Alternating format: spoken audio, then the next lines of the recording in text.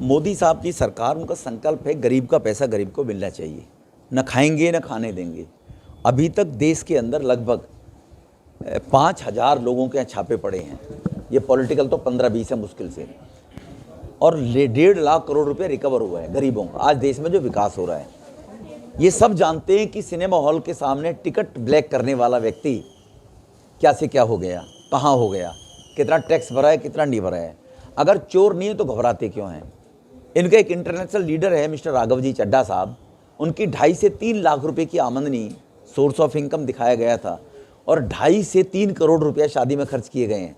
10 लाख रुपए का कमरा था जिसमें रात को उन्होंने हनीमून बनाने के लिए लिया गया है। तो आप इमेजिन कर सकते हैं पैसा कहाँ से आ रहा है जी, कहाँ से आया, कौन सी मिल चल रही है, कौन सा टैक्स दिया है।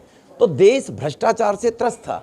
2G स्पेक्ट्रम, कॉमनवेल्थ घोटाला, आदर्श सोसाइटी को अरबों रुपए के घोटाले होते थे।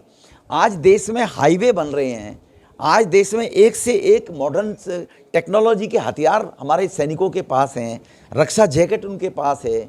आज देश के अंदर एम्स की अस्पताल 4 गुना बन गई, 7 से लेकर 23 हो गई। तो ये कहाँ से बन रही है? ये ब्लैक मेल, ये चोरों के पास छापे मारकर डिपार्टमेंट अपना काम कर रहा है। इसमें ना सरकार का कोई लेना देना है। पहले दबाव होता था CBI ED के ऊपर, अब उनको खुली छूट दे रखी है कि देश के हित में आपके दफ्तर बने हुए पूरे राज्यों में उन दफ्तरों के खर्चे इतने होते थे, रिकवरी क्या करती है डिपार्टमेंट?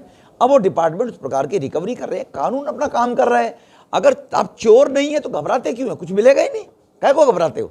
उनको डाउट हुआ तो रेड कर दी उन्होंने। बताया जा रहा है कि जो दिल्ली का शराब घोटाला है उसमें जो 2 लोग सरकारी गवाह बने हैं और उनके करीबी बताए जा रहे हैं, उसी वजह से। मैंने कहा ना, सिनेमा हॉल के सामने टिकट ब्लैक करने वाला व्यक्ति कोई भी हो चाहे, और फिर आज वो ये कहता हो कि मेरी तो मिल खानदान चलते थे और मैंने बराबर में 2 जेल में पड़े हुए हैं 2 मंत्री, और जो राघव चड्ढा जी का मैंने उदाहरण दिया है, तो राघव चड्ढा जी को सब सामने आना चाहिए। हम ऑनलाइन डालेंगे, हम डेट पे डालेंगे, हमारी सोर्स ऑफ इनकम, हमारे नेताओं के, अब क्यों नहीं डाल रहे?